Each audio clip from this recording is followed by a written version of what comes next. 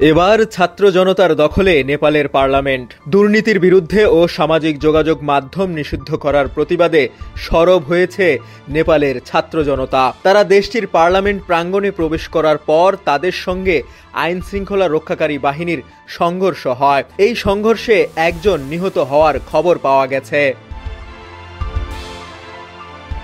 নেপালের সংবাদ মাধ্যম কাঠমান্ডু পোস্টের খবরে বলা হয়, রাজধানীর কাঠমান্ডুর নয়া বনেশ্বরে জেনজি বিক্ষোভকারীদের সঙ্গে পুলিশের সংঘর্ষে একজন নিহত হয়েছেন।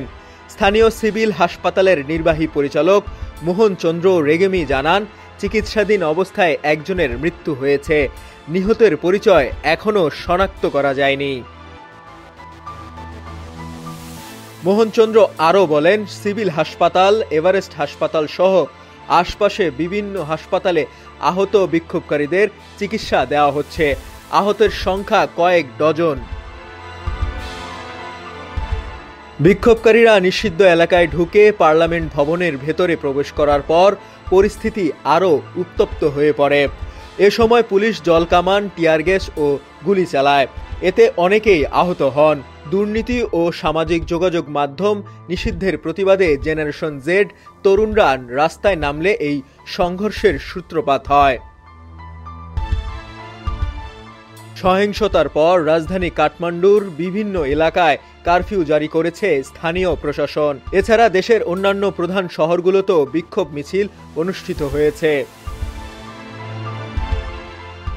নেপালে সরকারের দুর্নীতি ও সামাজিক যোগাযোগ মাধ্যমের ওপর নিষেধাজ্ঞা আরোপের কারণে কিছুদিন ধরেই ক্ষুব্ধ ছিল দেশটির তরুণ সমাজ। তারা কিছুদিন ধরেই ডিজিটাল পরিসরে এর প্রতিবাদ জানিয়ে আসছিলেন। তবে আজ সোমবার ডিজিটাল পরিসরের পেরিয়ে এবার রাস্তায় নেমেছে জেনারেশন জেড।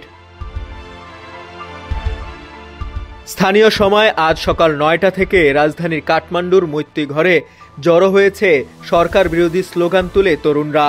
সাম্প্রতিক সময়ে সামাজিক যোগাযোগ মাধ্যমে নেপো কিড ও নেপো বেবিজ হ্যাশট্যাগ ট্রেন্ডিং করছিল।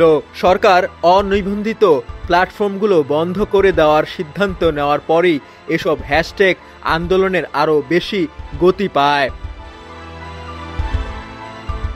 ডেস্ক রিপোর্ট, সমকাল।